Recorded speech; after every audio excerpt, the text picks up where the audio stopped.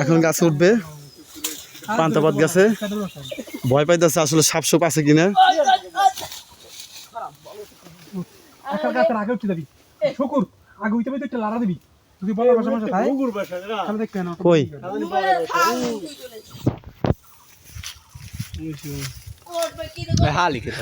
হালিকের বাচ্চা আছে নি দেখতে আমি তো বাসে দেখলাম না কোন জায়গায় উঠবে?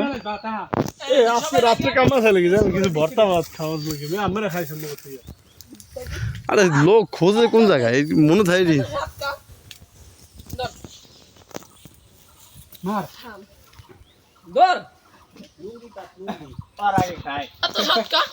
এই যে গাছে উঠছে